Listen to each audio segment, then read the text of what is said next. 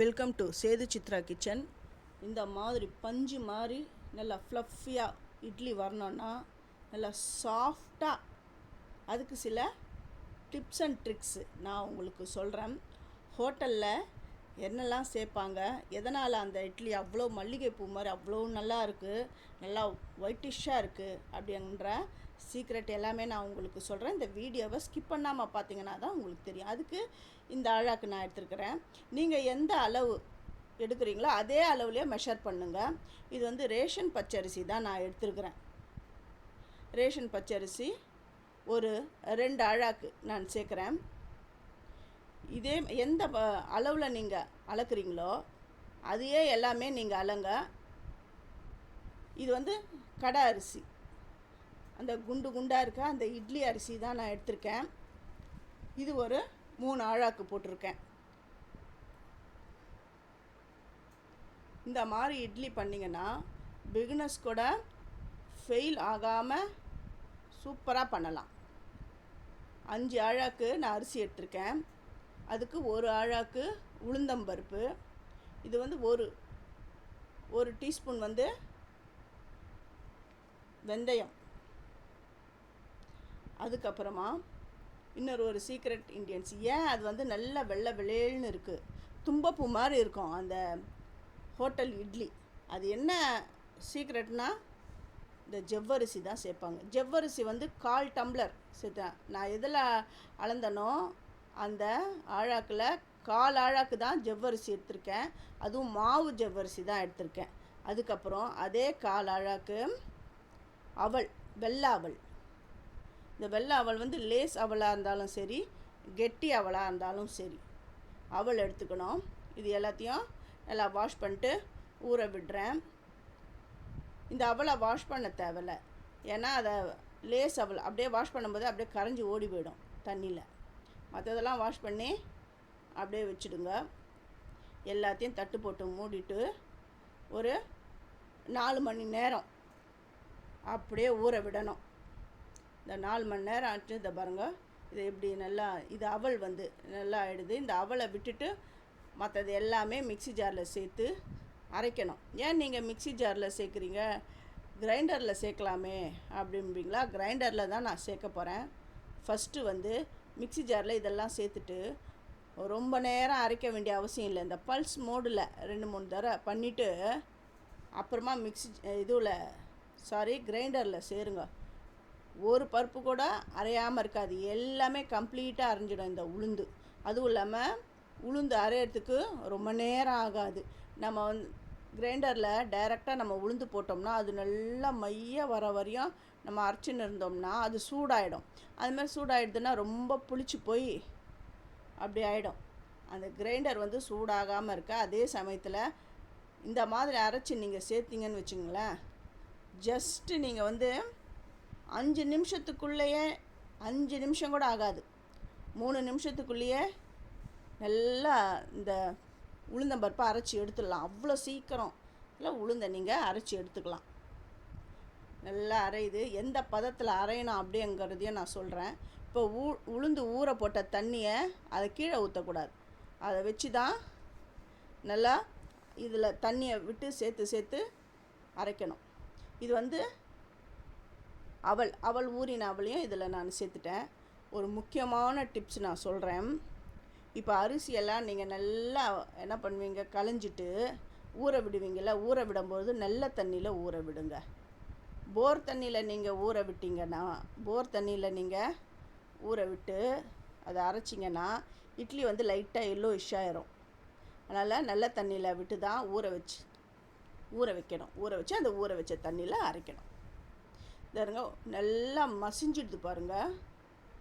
3 நிமிஷத்துக்குள்ளே மசிஞ்சிடுது. எப்படி வரணும் அப்படிங்கிறதையும் இந்த பாருங்கள், எப்படி வெண்ணெய் மாதிரி வந்துடுது பாருங்கள். இந்த பதத்தில் தான் உளுந்தை அரைக்கணும்.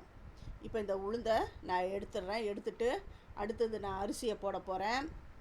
அரிசி போடுறதுக்கு முன்னாடி ஃபஸ்ட்டு இந்த பாருங்க, உளுந்தெல்லாம் நான் எடுத்துட்டேன். இப்போ அரிசி போடுறேன். ஃபஸ்ட்டு என்ன பண்ணணுன்னா தண்ணியை நல்லா விட்டுடணும். அரிசி போடுறதுக்கு முன்னாடி தண்ணியை விட்டுடணும். இது வந்து உளுந்து ஆட்டி எடுத்த தண்ணி தான் இது. தண்ணியை விட்டு அதுக்கப்புறம் அரிசியை கொஞ்சம் கொஞ்சமாக அப்படி சேருங்க. மொத்தமாக சேர்த்துட்டு கிரைண்டரை ஓட விட்டிங்கன்னா ஸ்டக் ஆகிடும். அப்புறம் அந்த குழி உள்ள அரிசி தங்கிடும்.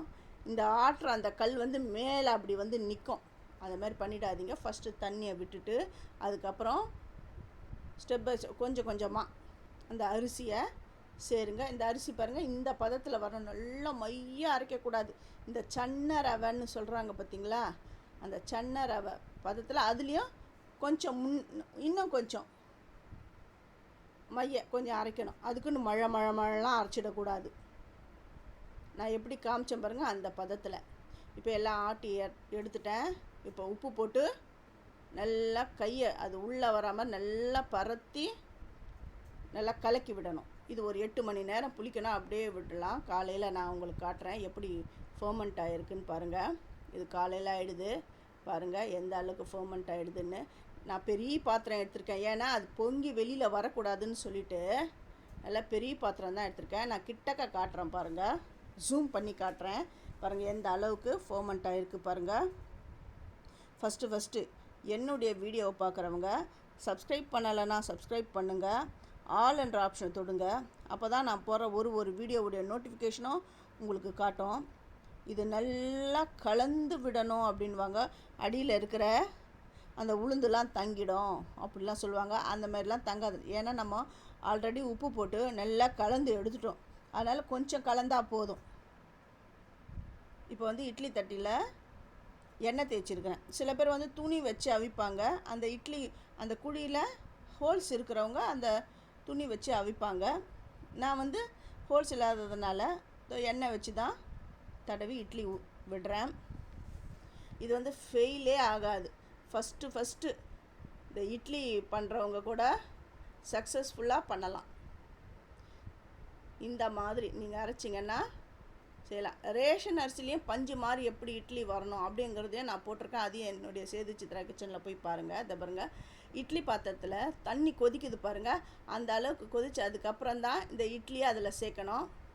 இது வேகட்டும். இது வேகிறதுக்கு ஒரு 3 நிமிஷத்துக்கு மேலே ஆகாது. இந்த பாருங்கள், இந்த மாதிரி வேப்பர் வந்துடுது பாருங்கள். அடுப்பை மீடியமில் தான் வச்சுருக்கேன். இப்போ திறந்து காட்டுறேன் பாருங்கள். இட்லி நல்லா வெள்ளை வெள்ளையல்னு வந்துடுது பாருங்கள். இன்னும் நான் வந்து கிட்டக்க எடுத்து நான் உங்களுக்கு காட்டுறேன். நல்லா பஞ்சு மாதிரி சூப்பராக வந்துடுது. இன்னும் கொஞ்சம் கிட்ட காட்டுறேன். அதை பாருங்க, சூப்பராக இருக்குது. இதுக்கு வந்து நீங்கள் வந்து சட்னி, சாம்பார், வடகரி எது வேணாலும் பண்ணி இது சேர்த்து சாப்பிட்லாம். ரொம்ப நல்லாயிருக்கும். வெந்துடுச்சான்னு நான் டூத் பிக் வச்சு குத்தியும் பார்த்துட்டேன். நல்லா வெந்துடுது. இப்போ நான் இந்த தட்டை எடுத்துடுறேன். ஆல்ரெடி நான் வந்து ஹோட்டல் சாம்பார் எப்படி பண்ணுறது அப்படிங்கிறதையும் நான் போட்டிருக்கேன். அது என்னுடைய சேது சித்ரா கிச்சனில் போயிட்டு பாருங்கள். இப்போ நான் இந்த தட்டில் இருந்து நான் ஒரு இட்லியாக எடுத்து வைக்கிறேன். அதுவும் இல்லாமல் இதை வந்து புட்டும் காட்டுறேன் எப்படி வந்திருக்குன்னு பாருங்கள். செம்ம சாஃப்டாக வந்திருக்கு. இந்த ரெசிபி உங்களுக்கு பிடிச்சிருந்தா உங்கள் ஃப்ரெண்ட்ஸுக்கும் நீங்கள் ஷேர் பண்ணுங்கள். இப்போ எல்லா இட்லியும் எடுத்துடுறேன். இந்த பஞ்சு மாதிரி மிருதுவான இட்லி செய்யணும் அப்படிங்கிறவங்க இந்த மெத்தடை நீங்கள் ஃபாலோ பண்ணுங்கள். இப்போ இதை எவ்வளோ சாஃப்டாக வந்திருக்குன்னு பாருங்கள். செம்ம சாஃப்டாக இருக்குது பாருங்கள். இந்த ஹோட்டல் இட்லி ரகசியம் இதுதான். இந்த மெத்தடை ஃபாலோ பண்ணிங்கனாலுமே ரொம்ப நல்லா இட்லி வரும். இந்த வீடியோ பிடிச்சிருந்தா லைக் பண்ணுங்கள், ஷேர் பண்ணுங்கள், சப்ஸ்கிரைபும் பண்ணுங்கள். தேங்க்யூ.